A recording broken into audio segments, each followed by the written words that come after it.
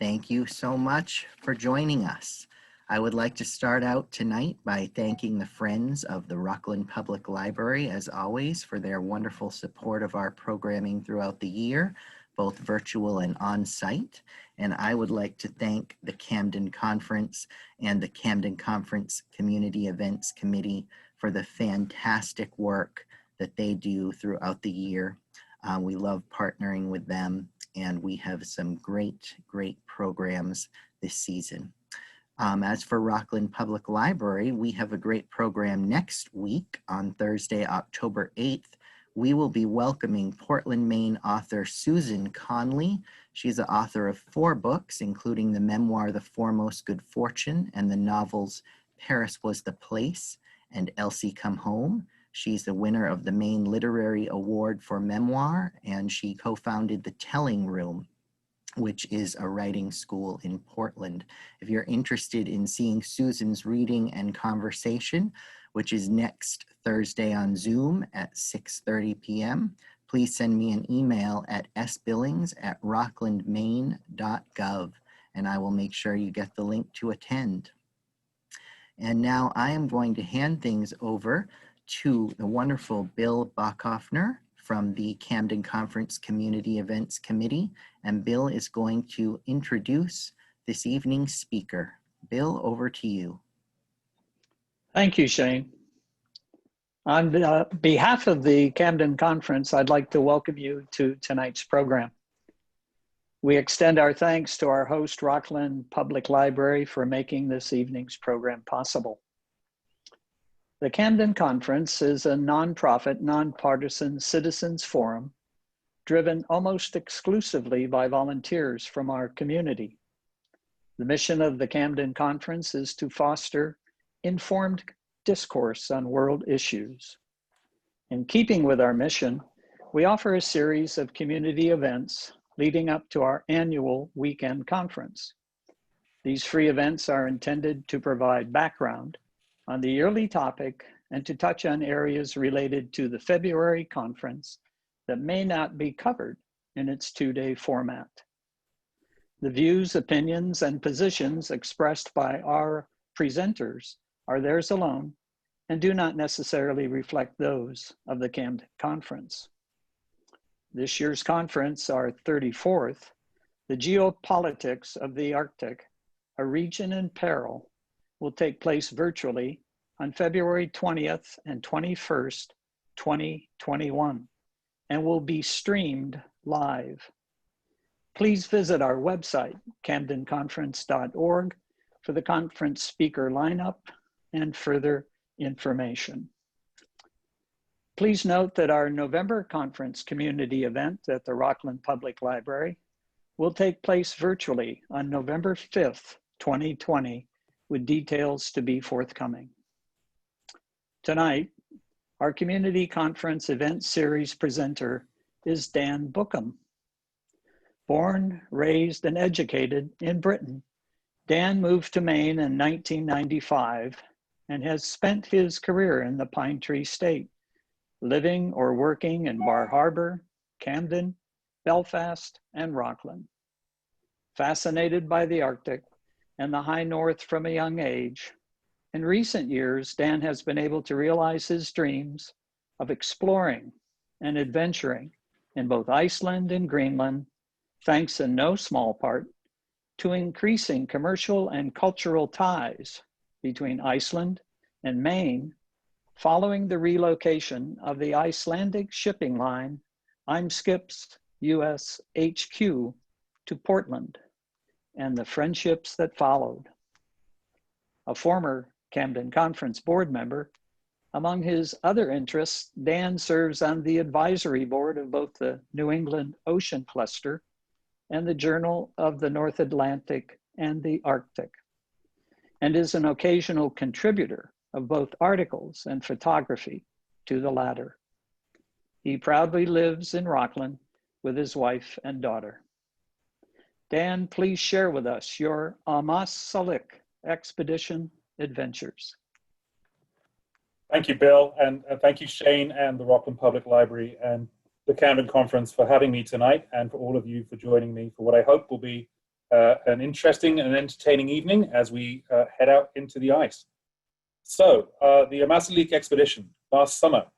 For those of you who know me or may not know me, my day job is a commercial lines broker, mostly in the marine space with Allen Insurance and Financial. I work in marine insurance.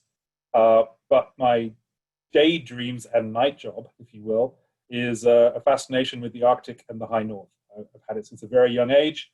And I've had the good fortune in recent years, as Bill mentioned, to spend a ton of time up in Iceland and most recently in Greenland, hanging out with my Icelandic friends, learning much about the region.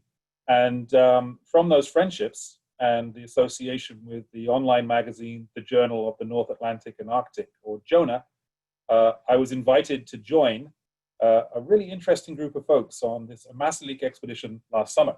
So if I show you where we were, what the idea was.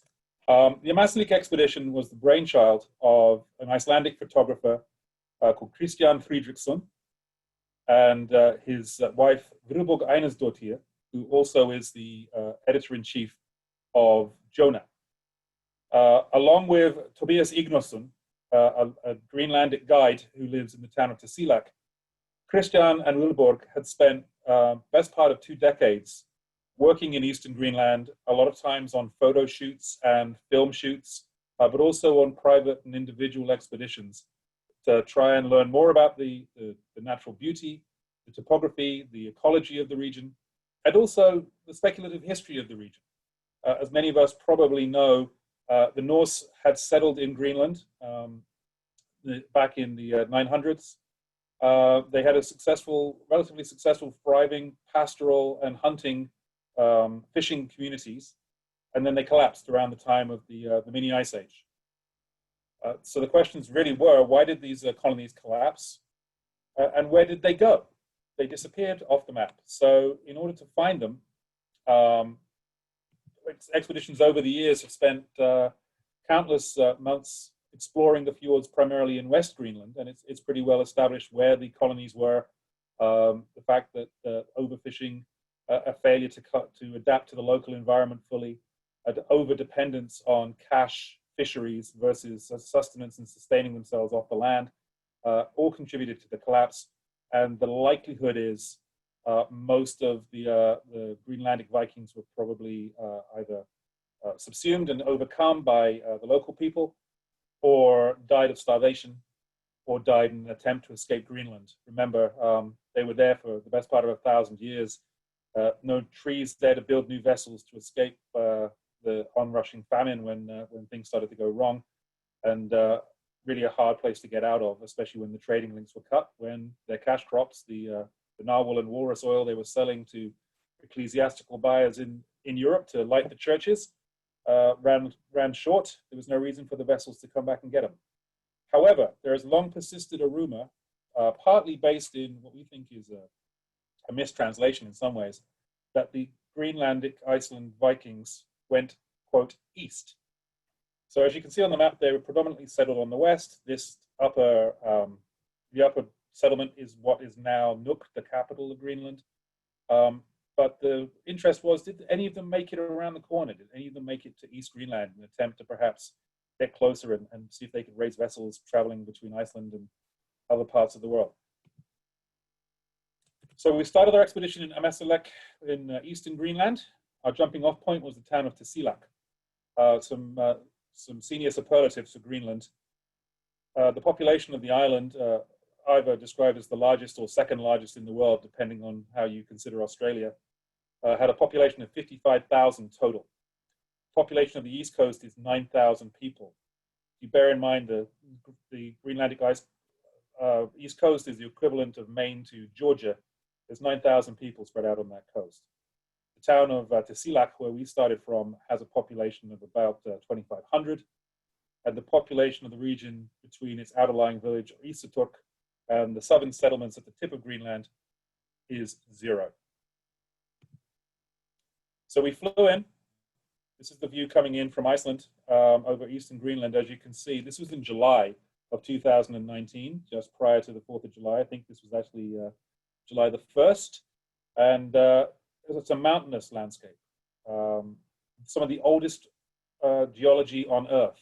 In contrast with the neighboring country of Iceland, some of the newest territory on the planet, Greenland harbors some of the oldest rocks and minerals currently since ever on the planet Earth. So this is approaching into the town of Kulusuk. It's an island off the east coast of Greenland that serves as the airport. This is Kulusuk International with the bear-proof door. You can see bears have made an attempt once or twice to get in. And this is baggage handling, and there's customs control over there. And Kulusuk certainly has the feel of a frontier airport. You realize you're on the edge of the world somewhat when you get there. And bring the next slide. There we go. This is the Hotel Kulusuk. This is the jumping off point for a lot of expeditions on the East Coast. It should be noted that Kulusuk is actually only about a 90-minute flight from Reykjavik in Iceland. And it's proven to be a popular day trip for the folks who have been part of the Icelandic tourism explosion, and also for Icelanders themselves over the years. It has that feel of a town that is being passed by a little bit, even with the tourism. Fishing and hunting is down. Many of the folks who grew up in Kulusuk are relocating to the larger settlements, and it certainly has a somewhat grim feeling to some degree. Population now about 200. At its peak, it was about 500 souls, and but it is the jumping off point. This is the hotel, the green building in the foreground. Greenland is a colony of Denmark, a county, if you will, of the Danish kingdom. There are a lot of Danes amongst the population, although the predominant population is Greenlandic Inuit. The Danes have a mixed reputation, as you would expect in any colonial situation. But this hotel was run by a particularly grumpy Dane who he would allow you maybe half a question before he snapped at you, but he did stock a decent bar, and it was much appreciated as we girded our loins for the expedition. We also arrived just past the peak of midsummer, as you can see, in late July. This is about 12:30 at night, the view from my hotel room at the Hotel Kulusuk. And it's about as dark as it got, more or less. The mountains added additional shade for the whole trip. As we headed south, we actually transited a couple of degrees of latitude, but it never really got dark at all the whole time we were there. That's the local bus, us taking a trip from the airport at Kulusuk across to Tasiilaq to jump off. This is actually landing in Tasiilaq itself. It's a beautiful, beautiful place in East Greenland, ringed by these incredible sawtooth mountains and glaciers that sits on Tasiilaq Fjord. They have a healthy fishing fleet, a lot of traditional hunting practices there as well, in the summer from boats, in the winter from dog sleds. One of the big challenges they are facing is the withdrawal, the shrinking of the sea ice in the winter, which makes it incredibly hard to maneuver as they would with dog sleds. The dog population is down considerably. The ability to hunt, sustenance hunting for families is down as well. And there is some real concern about the future of these communities in East Greenland that have depended so heavily on predictable ice in the winter and openish seas for a brief period in the summer. However, there are other trappings of, when you're in Greenland too, because it's Danish, a modern Scandinavian, European community, basically bringing some of their cultural mores and styles to the frontier. They have bus service, they have paved roads, they have street lighting. Not very much in the way of indoor plumbing, but definitely street lighting and a well-appointed grocery store supplied a couple of times a year by sea. And this is the bus stop in Tasiilaq. So you can pick up the bus at the top of the hill and head down into town. And we did that to stock supplies for the expedition. And you can see it's a pretty little place and full of kids, a fun place. That is not to say that, like many places with an indigenous population struggling with an external government situation, a colonial situation, struggling with changes to cultural practices, sometimes malign, sometimes well-intentioned, but both ways equally as destructive to traditional cultural standards and practices. Taking a nomadic hunting people and putting them in very cute Danish houses has some benefits, but it also has a lot of detriments to society. That said, that few days we were there in July getting ready for the trip, I've never met a more hospitable and friendly bunch of folks, and certainly a bunch of us walking around with camera equipment and picking up expedition supplies to beat the band drew the attention of local kids who spent a lot of time chasing us on their bikes. So our expedition was intended to travel about 500 miles down the coast to a fjord where a local hunter had thought they had seen potentially Norse ruins. We realized it was highly speculative, but at the same time, we felt it was well worth taking the trip, if only because of the Inuit presence along the coast, that their previous settlements, and the ability to really get to grips with some incredible nature. In order to do so, we needed small, fast, maneuverable boats, ably captained by local Greenlanders. But it's certainly, once I saw the boats, the Icelandic phrase, it floats as long as it doesn't sink, came to mind. These were our smaller boats. You can see the more lake water ski towing type boat. That was the boat I spent most of my time on. That was our scout boat. It was the fastest of the three in the fleet, but it was open. Certainly was quite chilly on board. And you can see barrels on board of alternately additional fuel, water, and dried fish. And this littler boat, the smaller boat, is our fuel and ammunition boat. We carried propane on here, most of the gas we needed for the fleet, as well as rifle ammunition for hunting and for defense and deterrence should we come across polar bears. That boat was affectionately nicknamed the Flying Bomb, not least because Enos, the young man who captained it, insisted on smoking a corncob pipe the whole time he toted around our 600 gallons of fuel. Let's a little closer look at our scout boat. Actually, we were pumping fuel from both between the Flying Bomb and the scout boat. But there's Captain Enos, our youngest captain with the blue hat, and Tobias Ignason, probably one of the best hunters and guides in East Greenland. He was our co-lead on the expedition and brought the local knowledge and navigational skills to not only get us where we were going, but get us out of a couple of scrapes. And that was our big boat. It's a Dutch kind of coastal cruiser, riverboat, if you will. There it is moving through the ice. That was a 32-foot cabin cruiser. We did develop an engine problem about 8 miles out on the first day, which actually became quite a challenge. We were limited to 8 knots with this vessel, which meant some very long days on the water, as well as some touch and go moments when dealing with some open water. Most of the time, the equivalent in Greenland of essentially the intercoastal waterway in Florida is going between the ice in the summer and the mainland. It takes a seasoned ice pilot and someone with a great deal of local knowledge. So with Tobias and our other senior captain, Julius, we were well set up. But to get through the ice in these boats was something special. But on occasion, we had to go around the headlands, and that got a bit bumpy. Here's another view towards the end of the trip. I only put this in here because it shows the comparative difference of approach to the conditions between the Icelanders on the rear stern of the boat there, and Captain Julius standing on the roof. It was probably about 35 degrees, but Julius felt it was a little hot, so it was suns out, guns out for him that day, and definitely spent a lot of time standing on the roof navigating with his feet, as you'll see later. Moving through the ice was always fun at speed, if we could get up to speed, but a lot of the time we painstakingly picked our way through various floes and brash ice to make sure we weren't at risk of damaging the fast and maneuverable but very thin-skinned boats. The one advantage they have in some ways over a heavier displacement hull is that you can at least smack them up on top of the ice as you move through the ice and essentially pancake through it as opposed to trying to punch through with the bow. But as you can see, sometimes it got a little rough. And this is the fuel boat going around a headland called Torsland. Got a little bumpy in places.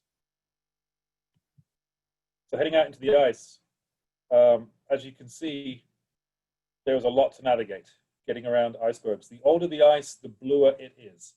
And so in this case, you can see we have some pretty old ice here. This is closer to Silak. Fairly small. This was probably about a 12-foot tall chunk of an iceberg. One of the things that we heard from our Greenlandic guides as we moved through the ice was that they were seeing what they were calling Western Greenland ice.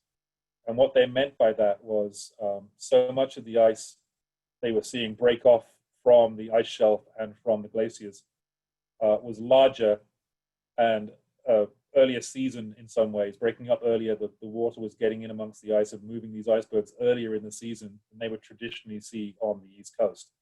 This is a function of climate change. It's an absolute tragedy that these items of beauty are a sign of destruction, man-made destruction of some of the it is the largest store of frozen water in the Northern Hemisphere.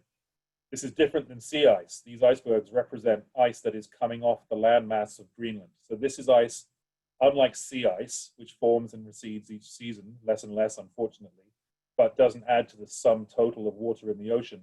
This ice coming off the ice shelf, coming off the glaciers, is the ice that, unfortunately, unless we act and move quickly, will be flooding Miami and Lower Manhattan and parts of the reaches of Cape Cod and places like that. That said, beauty, a terrible beauty in many ways, but absolutely stunning to be in and amongst it. Each iceberg had its own personality as well. It's fascinating. You would think bobbing around in a boat for 8 hours looking at ice gets boring, but I can tell you it's one of the most beautiful things we've ever done. Each night, of course, as we moved through the ice, heading down to our final kind of target, we set camp. We carried all of our supplies with us. There were no staging posts along the way. And so we had sustenance for our team of 17 people on the 3 boats. All the food, primarily most of the food we carried with us. We did hunt for protein along the way, fished for protein. A fair amount of trout and Arctic char were consumed from the lakes, which was quite a delight. And we had some other more local protein, mammal-based protein as well. But as you can see, I was there for the 4th of July. Although I did grow up in the UK, I became a US citizen last year, and this was actually 2 weeks before I swore my citizenship oath. But while set up in camp, I decided to declare the US Embassy open. And as with many things with our great country, I was probably the best equipped with Advil, with Band-Aids, extra chocolate, elements like that. I felt like a GI in World War II. The only thing I didn't have was a stack of nylons. But Icelanders have a great tradition of daring do and adventurism, but they also have a phrase called "þetta which basically translates as "it will work out in the end. If it's not working out, it's not the end." So they tend to travel light on supplies and are great scroungers. So luckily, burdened with the benefits of the wagon train of Western civilization, I was able to keep them supplied in batteries, chocolate, and Band-Aids. I also flew the flag for the state of Maine, a year ahead of our bicentenary. And as noted, I am a proud Rocklander. And John McDonald from RSU 13 hooked me up with an Oceanside Pride T-shirt. Luckily, we didn't have time to make a flag, but we carried Rockland right into the heart of the Arctic, and we're happy to do so and give them a shout out at every stop. As you can see, it's an incredibly spectacular place with incredible, beautiful vistas, tempered only by the lurking threat of polar bears. We never did see one, which we were heartily grateful for in many ways, because they see you before you see them. And they are not afraid of humans, and they are the largest mammal, carnivorous mammal on the earth, and they also see humans as a legitimate food source.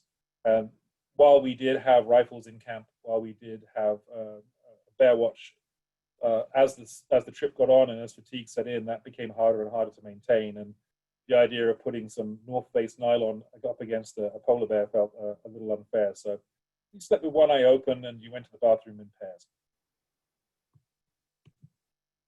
But we did eat well, as you can see. This is some Arctic char pulled fresh from an Arctic lake, cooked over some of those portable charcoal barbecue grills you buy at the gas station. We stashed a bunch of those on the boat, reckoning that cooking over propane is great. We weren't going to find any wood. And if we could, why not barbecue when we could? And we had a few cans of tomatoes. The greens here are locally harvested. One of my surprises of being at such high latitudes was the abundance of really good, low-growing vegetables, essentially greens, and just absolutely delicious. These tasted a bit like lemongrass and were just stunning with the fish.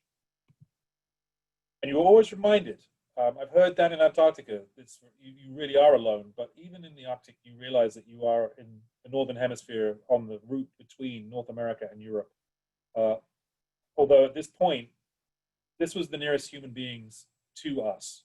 at probably, what, 20,000 feet, 25,000 feet. Any commercial airline people can tell me otherwise. We were closer to these people than anyone else. We were 500 and something miles either way from the next nearest human settlement, which, for context, at that time, we were further away from the next person on Earth than Jessica Meyer was on board the ISS orbiting the Earth. So work. We were there to look for these settlements. I was there, again, as I say, as a kind of a supernumerary. I provided some risk management and control services, essentially using my day job skills on the trip to make sure we all stayed safe. And along with my friend Todi here in the orange suit, and my friend Vali here in the camo trousers. There's Enos, there's Tobias, and Tobias' wife Marta. We were fueling up here, transferring fuel between vessels. The three of us essentially served as not, because we weren't archaeologists, nor were we part of the film crew documenting the expedition. We served as support, porters, security, safety officers, whatever job you gave us to do. And again, the work was fun. Navigating through the ice is one thing. Navigating through the ice with your head out of the hatch on the cabin cruiser, steering with your foot because you wanted to have a cigarette, is another thing. But Julius was an incredible captain with an incredible sense of how to navigate through the ice, and felt quite comfortable to just slip off his shoe and steer in his bare feet if he needed to, so he could see where he's going and enjoy a Marlborough along the way. And again, with photographers and film crews aboard, we spent a lot of time just documenting and capturing footage of the trip. There is a documentary, incidentally, that is in pre-production and will be released about the trip going forward. I think it's been derailed a little bit by COVID. It'll be an Icelandic production, but I'm assured that there will be an English translation or at least subtitles, so we can see how we get along. Here we have Vale again, holding on to Christian Friedrichsson, our trip originator, as I'm photographing him, photographing me. And again, filming the video, the film crews were incredible. Not only did they have to carry all of their own personal gear, their warm cold weather gear and their survival gear, they were lugging around camera rigs, microphones, drones, and all manner of other things. And editing on the fly on board the vessel as well. Here we have Vilborg in the background. She was, again, the expedition maven, the woman who pulled everything together, our logistical queen. Christian Einar, who is an Icelandic television presenter, former Formula One race car driver, the only Icelandic Formula One driver, I believe, and a filmmaker alongside Todi here working on editing some footage together while we're at sea. Flying the drones, getting footage. We did manage to lose that drone, unfortunately, but we did capture a lot of footage before that thing plunged into the ocean. And filming from the roof of the cabin cruiser. As you can see, these guys worked hard and wedged themselves into all manner of interesting places to get the footage that we hope finally will come out as an impressive film. And this is a close-up of one of our archaeologists, Christina, working with some elements she found at one of the Inuit sites. That was the other key piece too, with archaeologists on board, led by Christina Rehn-Sierhusen, really giving us some context for what we were seeing. The best part for me, at least, I felt, which kept it healthy and our feet on the ground, was the archaeology folks were the most skeptical about the presence of Norse, and really kind of kept things dialed in quite nicely. The idea perhaps of technology transfer between the Norse and Inuit around some of the things we saw in terms of housing design and settlement design, that could be a possibility. But we pretty soon concluded that other than perhaps a few raids over the years, there was really very little interaction between East Coast and West Coast, and especially between the Viking population and East Coast Greenlanders. But that aside, we did get to explore an incredibly pristine wilderness. Mindful all the time, though, that it had an air of sort of last chance to see. Traveling through the Arctic or any of these very fragile, very beautiful spaces that are at the forefront of climate change reminds us all the time that there's this seemingly inexorable march that seems to be accelerating, that are destroying these places. And while incredibly beautiful, we were also mindful of the irony of being there ourselves.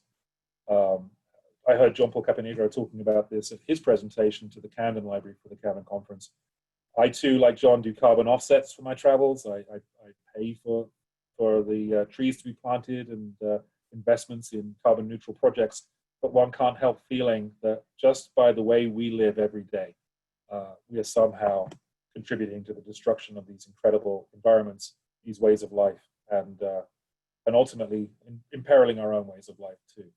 So on that joyful note, let's continue to look at this beautiful landscape. One of the other great things about Greenland is the water is incredibly pure. When traveling in wilderness areas elsewhere, I've always been mindful of drinking from the mouth of a stream. You have no idea what livestock may have died upstream and what you'd be taking on board. But here, again, very few people, but also very few animals. And so the chances were slim that we would get anything from local water sources, and incredibly fresh, beautiful, and pure tasting water. And you can see too from the geology, the age of the space. Here's a volcanic sort of spine running down a former volcano. You can see where the basalt sort of came out and hit the water and chilled, but just endless mountains and beauty and ice everywhere you go. And the other thing too, which I didn't realize, I guess I should have done, is that with ice, it's an incredibly mobile landscape. While you are on dry land, standing on a snow field or on the rocks, the ice that you looked at as you went to bed may well have shifted considerably in the night. And it is constantly collapsing, eroding, falling apart. These loud cannon booms in the middle of the night as icebergs explode or fall apart. And in fact, in one case, we were at the mouth of a small fjord exploring what we felt was a massacre site. It was a rather grim and somber place.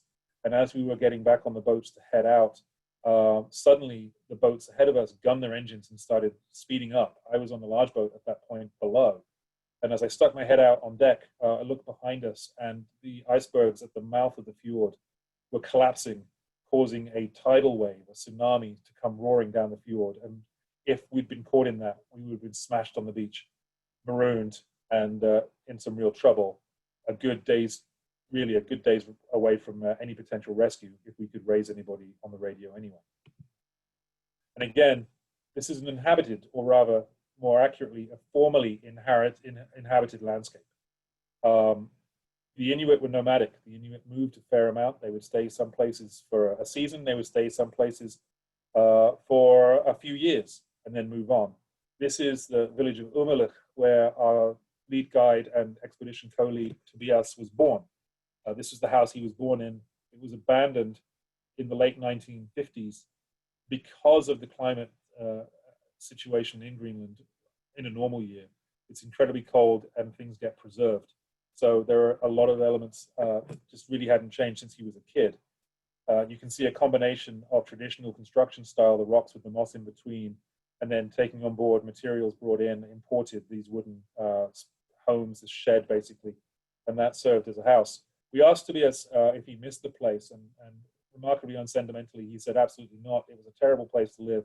It was across a fjord from a glacier, which meant that the micro weather systems on the glacier sent cold winds gusting across, picking up salt water from the fjord and raining it down on the snow that packed around the home, meaning that it was useless for melting for drinking water in the winter, and they would have to trek quite a distance to get fresh water that wasn't contaminated with seawater. So again, it's a tough life. It was a tough existence, but it's certainly, there's a degree of ambivalence about whether it's better now or better then, based on the changes that it has taken to society and culture in Greenland to bring people into the larger settlements.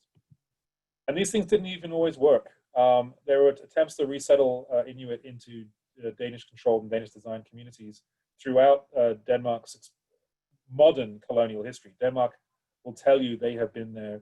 Some will quibble, they'll say 1,000 years. Some will say 300. But on the East Coast, it's essentially been about 125 years. And a lot of that time disputed with Norway, that there's been contact between Europeans and the Inuit. Materials come in, materials get abandoned. There are no dumps, no recycling, no landfills in Greenland. You can't dig down, there's no dirt above the rock, or very little. And so things just get dumped where when they end their useful life, including rifles. And then there are communities that were formed by the Danes. For example, this in the 1930s is very close to our final target destination. This is a village, as you can see, kind of trashed in a bit of a state. It was a whaling port and fishing community established with about 500 people in the 1930s. And established by the Danish government. They brought in Inuit families from all across eastern Greenland and said, now we built you these houses. There were homes, there was a school, there was a store. You can see in the picture on my right, the winch for winching up whale carcasses for butchery. And then one day in the 1960s, it was deemed to be economically unviable. The Inuit were given 6 months to pack up, and then 6 months later, the Royal Danish Navy came, forcibly evacuated the town, and took everyone up to Ammassalik. Things were left abandoned as they were found. These barrels are a combination of those from the last days of the settlement, but also now staging posts for Air Greenland as their helicopters transit around the country. The helicopters are forbidden to fly over the ice sheet, so they do the circuit loop. And also fuel stashed by hunters, explorers. The first thing you do when you reach an abandoned settlement is go kick all the fuel cans to see if anyone has any gas. You take some on board, and then on your trip back north, you drop off remaining gas for the next person who comes along. This, though, is a truly ancient site, an Inuit grave. As you can see, again, no soil, so they are buried under rock cairns. This is probably from about 1400 was the estimate of Christina, our archaeologist.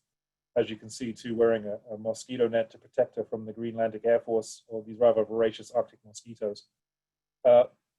The graves were made in the shape of a kayak, the traditional Inuit boat that we know so well, and the feet were pointed to the sea.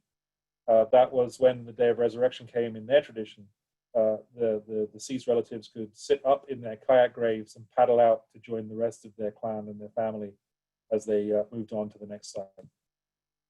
And again, you can see here, these are what they called the women's houses and the women's boat posts. The men kept the kayaks down at the shore. Women had larger boats that they used, which would, of course, sexism not necessarily being a Western construct, they had to carry all the stuff between settlements while the men gallivanted out looking for walrus and other things to hunt. They would pull those boats, which were considered to be somewhat more valuable and less replaceable than the kayaks, up to these tethering posts at high ground. This is about 40, 50 feet above sea level.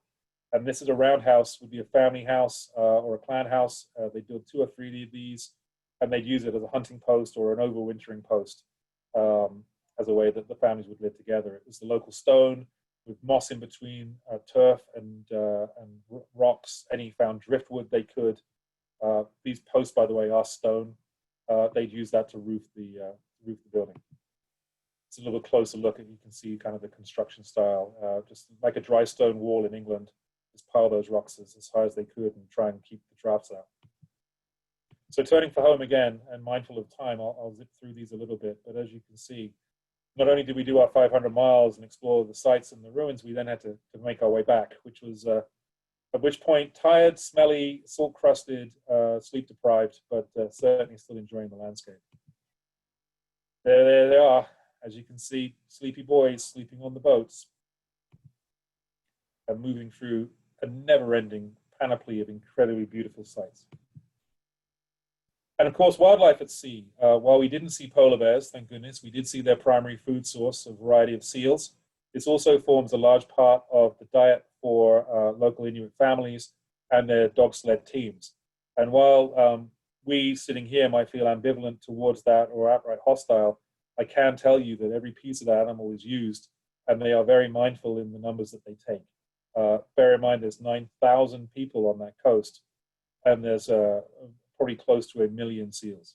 So they are not depleting the resource, and they are indeed using every part of that animal to sustain a lifestyle that has existed for millennia.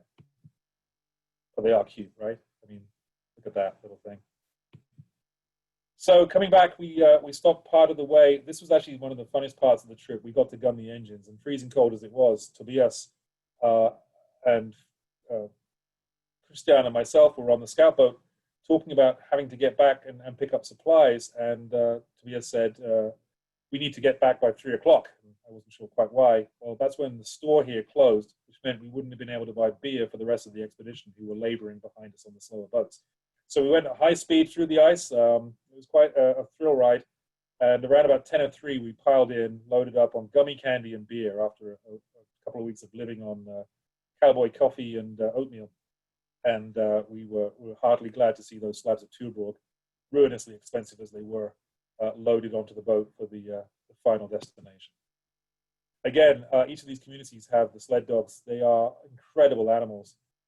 Bred Greenlandic dogs are different from huskies to some degree. They're sturdier. They are certainly much more cold impervious in some regards, and they are not pets. And you do not approach them. They will have your hand off if you're not careful. So photographed from a respectful distance as these guys lollop around during the summer. There's that Tuborg, getting ready to put it on the boat.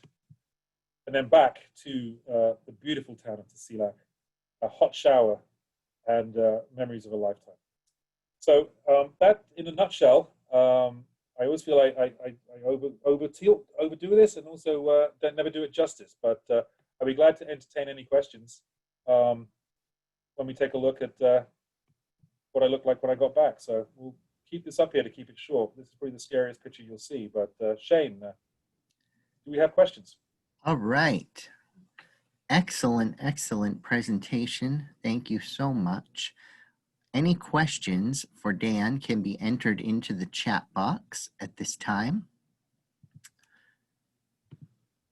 We do have a comment from the audience that says the football field in the landscape like that is so wild.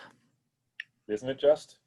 And what was nice is the kids in the village, they were playing a tournament while I was there, just looking out of the window from what's called the Hotel Ammassalik, which is that was a real culture shock getting back and going into this incredible hotel because Kulusuk and Tasiilaq are so accessible from Greenland. That's the jumping off point of the well-heeled tourist, and quite a lovely restaurant and incredible Scandinavian design. And I felt like I'd been dragged backwards through a bait shed when I got through the door. So felt a little incongruous staying there, but it was great to watch soccer out the window. We have a question from the audience wanting to know what was the temperature range up there, and goes on to say, and speaking of bugs, you had one photo of netting on a hat. Yes.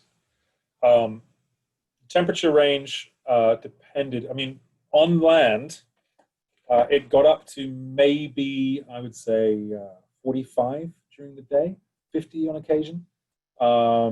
At night, the temperatures, depending on how much of the midnight sun we could kind of stay in direct contact with, ranged from, again, around about 38 to a couple of nights we were in the teens.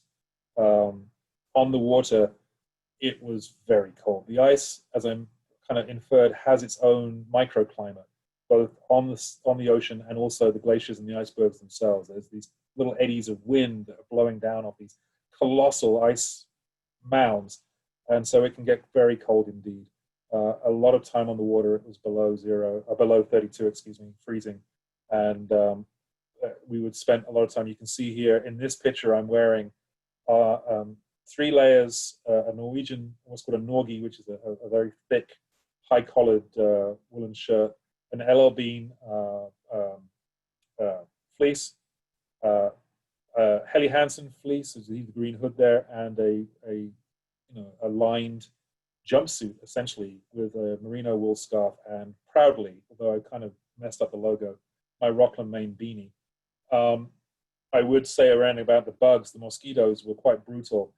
The local Greenlanders say the only way to deal with them is to rub yourself with sheep droppings. I think they said that to the Icelanders to try and make the Icelanders rub themselves with sheep droppings.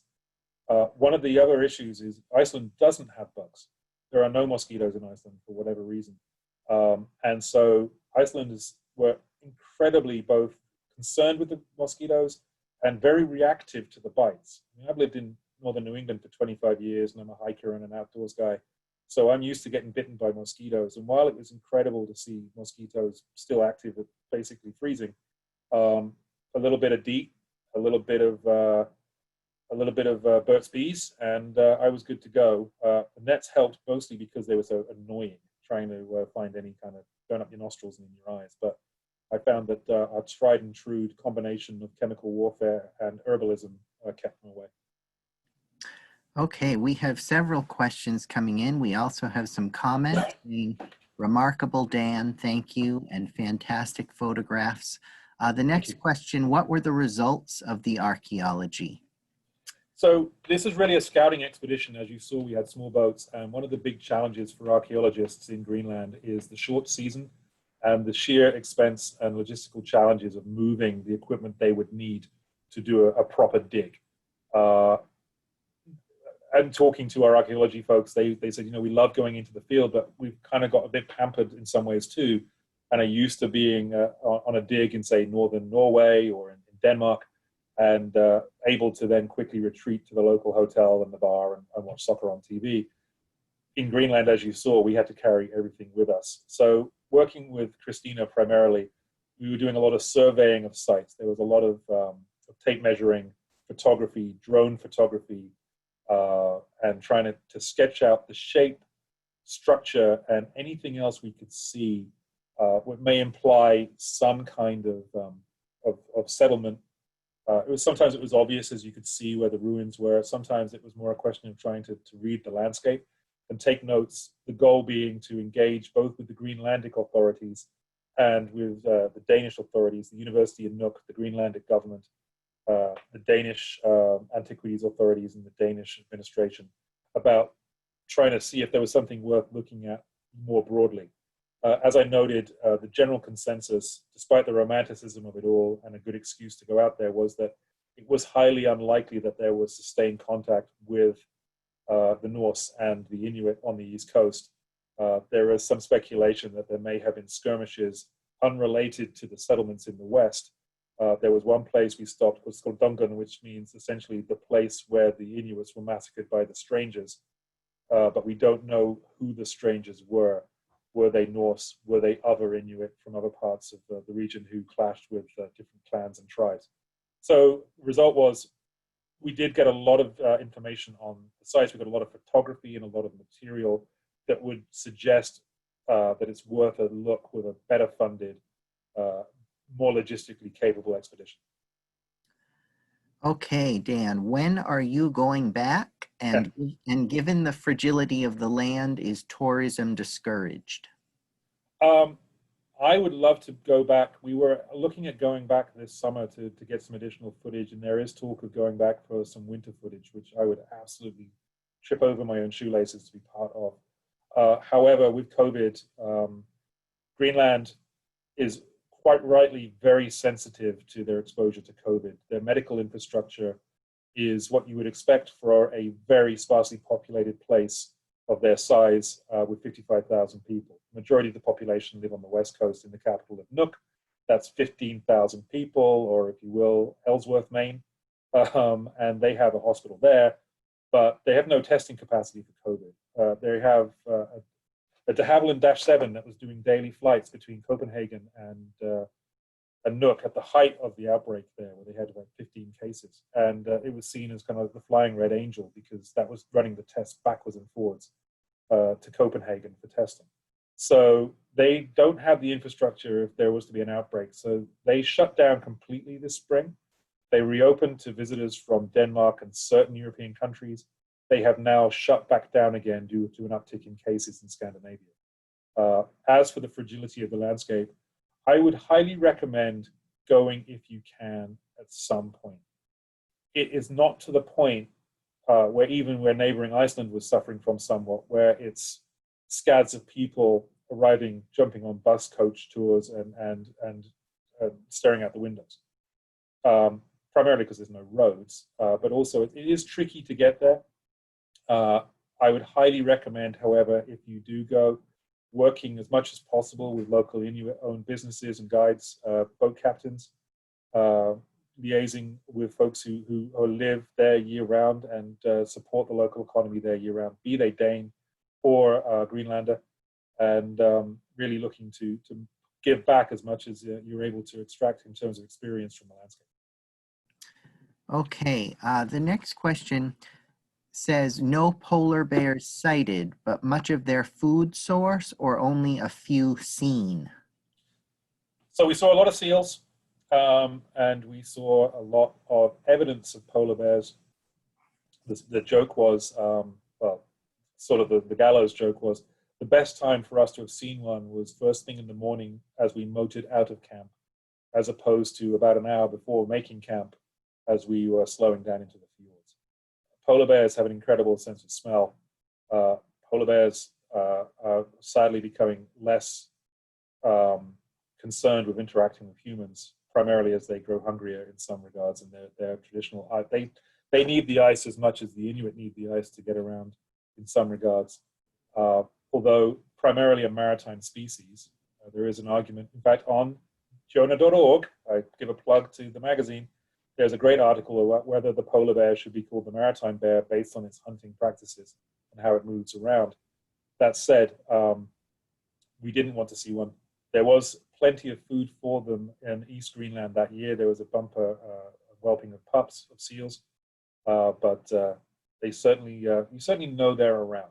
And in fact, if I can find it, I'll get permission to share it.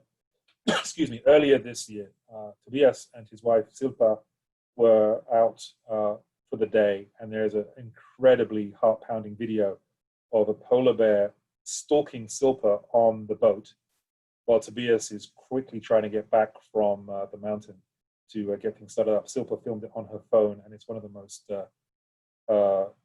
scary things I've seen. Luckily, it ended well, but they're there. You just don't see them, but they see you. Next question, do they eat fermented shark as a delicacy over there? The Icelanders do. Harkel. It's pretty gross. I'd like to know who the first Icelander was who, after a tired winter, went and got the shark they'd thrown on the compost heap as unedible and decided, well, that looks good, and started to eat it again. Greenland has actually, ironically, much more abundant food sources than Iceland, traditionally over history. Iceland now obviously has had rapid modernization in the last 100 years, especially since the end of World War II. Has gone from the poorest country in Europe to one of the wealthiest, and has found fascinating technological ways to grow food in a rather bleak climate, incredible fish resources, and imports a lot of food. Greenland, however, on the traditional foodstuffs, muskox, walrus, narwhal, various waterfowl. We ate a fair number of eider ducks, for example. Not the best tasting duck in the world, but it certainly gives you a lot of sustenance. A lot of fish, both lake fish, river fish, and offshore, Greenlandic halibut, shrimp. They have access to pretty ample protein. Again, though, much as anybody else, I remember P.J. O'Rourke saying, are you going to be the person who doesn't want to tell Chinese people they can't have a Buick about 30 years ago? The trappings of so-called, quote unquote, Western civilization, packaged foods, chocolate biscuits, Coca-Cola. These are attractive. The branding and marketing and the lifestyle aspirational piece around all of that is huge. And so in the Greenlandic supermarkets, alongside traditional foods and extortionately expensive imported vegetables and fruit, are the full panoply of consumer goods you would see elsewhere in the world. Next question. You mentioned meeting young people. Are they likely to stay in Greenland? Did you get the sense that they will continue in the traditional lifestyle, or are they looking for other opportunities? That's a great question, and it's certainly, excuse me, it's certainly a bone of hot public debate in Greenland.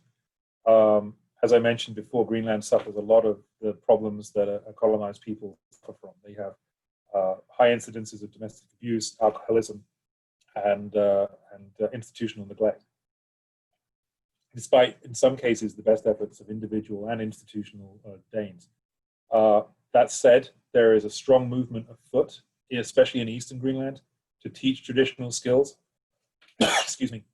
In fact, Tobias and Julius, who were our two captains, were featured in a BBC documentary called, I believe, The Last Igloo, about these skills and the camps they run for young people to learn these skills.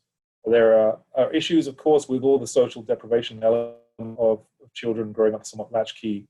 And so there is also a return to or a sustaining of the clan tradition of a village raising children. If a parent is struggling with substance abuse or other issues, there is a lot of fostering of children and people trying to raise people together. In terms of leaving, Inuit from Greenland do travel. They do leave and go elsewhere. There is a fairly significant Inuit population in Copenhagen, for example, primarily focused in the district of Christianehaven. But they suffer from a lot of the ills and racism that other populations, colonial populations face when they return to the colonizing country. There is a big debate in Denmark right now about the appropriateness, and I apologize for the word, of Eskimo brand ice cream. Actually, Eskimo is a Canadian word, a Canadian Inuit word. It means meat eaters. It was used somewhat disparagingly by certain populations of both Inuit and Europeans, but it is seen perhaps as a caricature. And much like we see the Black Lives Matter and decolonization movements underway in the United States and in Europe, those conversations are taking place in Greenland right now as well. Greenland is, I pointed out, a colony of Denmark. There is a strong independence movement, and there is a strong, essentially, I can equate it to Dominion status movement, which is essentially what they have now. And there is a strong feeling of some degree of injustice and pushback against the colonial legacy. The statue of Hans Egge, who was the Danish missionary who founded what was called Gothshaven and then became Nuuk, was covered in red paint and ultimately removed from its pedestal, although cleaned and restored, much as we've seen with issues with Confederate statues or statues of colonialists or slave owners in the United Kingdom. So there's a huge debate going on. I did ask Julius, who was, well, he's probably in his I never asked him how old he was, but I guess he's probably in his mid-30s. And he has traveled extensively. And he said every time he leaves, as much as he loves living in England for a while, as much as he loved living in Denmark, when he goes back to Greenland, he can't imagine being away from the place. And I think that's the sentiment of a lot of young people in Greenland. And I think they feel they have a very bright future if they can reach a reasonable accommodation with the Danes and be allowed some control of their own destiny. Well, we appreciate you taking the time to answer these questions. We have a couple more, and it appears you touched upon this one a little. What is your view on Greenland independence from Denmark is the question. My view is that that's really a decision for the Greenlanders to make themselves. It's not my place as an outsider to impose my viewpoint on them. I do have Greenlandic friends. I've had Greenlandic friends. I feel very honored to have friends on both coasts of varying opinions. I do know it's an ongoing and vigorous debate in Greenland. I will say, I think the quote from Gandhi talking about the British Empire, the tradition I grew up learning about, always resonates with me when I'm an observer in these situations, where Gandhi once said, I would rather be ruled badly by Indians than well by the British. And so I think ultimately the Greenlanders and the Danes will make their decision. I hope they remain friends, whatever it is. And I hope Greenland continues to prosper and realize its potential. And our last question from the audience, can you share more about the importance of Inuit indigenous knowledges to your survival in the landscape? Absolutely. The role, cannot be understated of their understanding of the landscape.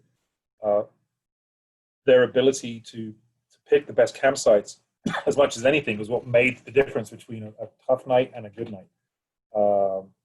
Being able to read the landscape the way that we couldn't to the same degree, understanding the intricacies of how the ice, glaciers, ocean, and land interplayed, certainly made for more comfortable evenings. It made us pick good spots to stay. They contributed to the protein collection, if you will. And I apologize for folks who may be of a sensitive disposition. You may want to block your ears, but we did have a couple of seals as part of the food mix, and they were hunting from the small boat, and you could tell when it was an Icelander shooting from a moving boat, because you would hear bang, bang, bang, bang, bang, bang, bang. If it was a Greenlander, you'd hear bang. They're very adept and very adapted to their landscape. It's a place that is part of them as much as they are part of it. And in terms of navigation, what is interesting is I've actually found it very useful during COVID to sort of try to adopt this mentality. The Inuit mentality around tough times and tough situations is there is no point speculating on the end. You are in it. You must get through it. You can imagine if you live in those conditions, that's a useful mindset to have. And it's something I've been working and trying to keep in front of my mind as we deal with this pandemic. In terms of what it means in reality is, as a marine risk manager, it's mind-boggling to know that the Inuit never take a weather forecast when we're on the water. They essentially navigate by feel. There's GPS on the boats, but a lot of it is based on memory and their feeling at that moment if this is the right piece of ice to push past, or we want to give that one a wide berth. But incredible captains, incredible navigators, and really good company. Well, you did it, Dan. You got to the end of the Q&A. And on behalf of Rockland Public Library and the Camden Conference, we want to thank you so much for speaking to us this evening. It's my absolute pleasure, Shane. Thank you for having me. Thank you to the library. Thank you to the Camden Conference. And thank you to everyone who tuned in to listen to my witterings this evening. We absolutely enjoyed it. And on behalf of the Camden Conference, please check out their website for upcoming events related to the 2021 Camden Conference, the Geopolitics of the Arctic, a region in peril. I'm Shane from Rockland Public Library. We all want to thank you, Dan, and thank you, audience, for joining us this evening. We will wrap up now, and we wish everybody a peaceful evening. Thank you all, and thank you, Dan.